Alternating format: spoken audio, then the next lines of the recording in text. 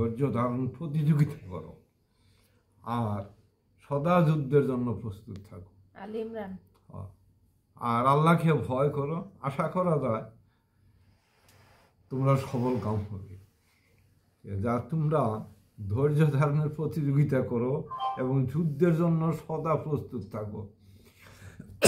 আল্লাহ নবী কি জানে না যে এই রক্তপাতের যুদ্ধ এই না ক্ষণস্থায়ী, এই আছে এই নাই দুনিয়ায় শান্ত। পৃথিবী জুড়ে মানুষ এই জুড়ে মানুষকে এই উপদেশ দিতেছে তোমরা সদা যুদ্ধের জন্য প্রস্তুত থাকো। তো পৃথিবী জুড়ে কি মানুষের ধর্ম নিয়ে জীবন ভরাই এই লড়াই করে নাকি, না করবো নাকি? তাহলে এটা কোন যুদ্ধ? তাহলে এই যে সদা যুদ্ধের জন্য প্রস্তুত থাকতে আদেশ দিল,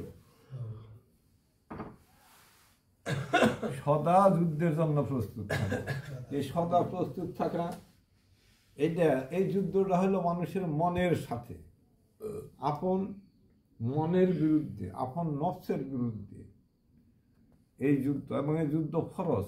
যখন আল্লাহ আদেশ দিল, আদেশ হয়েছে না তোমরা ধৈর্য ধারণ করো, প্রতিযোগিতা করো, সদা যুদ্ধের জন্য প্রস্তুত থাকো, এগুলো প্রত্যেকটা কাজী বান্দার জন্য ফরজ হয়ে রয়েছে আদেশে। এই সদা যুদ্ধের জন্য প্রস্তুত থাকতে গেলে ওই গুরুর কাছে শিখতে হয় কেমন করে যুদ্ধ করতে হবে। আপন নফসের সাথে যুদ্ধ করতে গেলে তাকে অবশ্যই মোরাকাবা, মুশাহাদায় জয়ী লাভ করতে হবে, না হলে সে আপন নফস জ্ঞান পাবে না। সে নফসকেও চিনবে না, খোদাকেও চিনবে না, নিজেকে যে না চিনে হ্যাঁ তার রবকেও চিনে না। এই জন্য সর্বশ্রেষ্ঠ জ্ঞান হইল নিজেকে চিনা, যেটাকে বলা হয় মানার ফা নাফসুহু ফাকাতার ফা রাব্বুহু। রবের পরিচয় জানার একটা দিক দেখে গেছে রাসূল। তোমরা নিজেকে চিনার মধ্য দিয়ে রবকে জানতে পারো।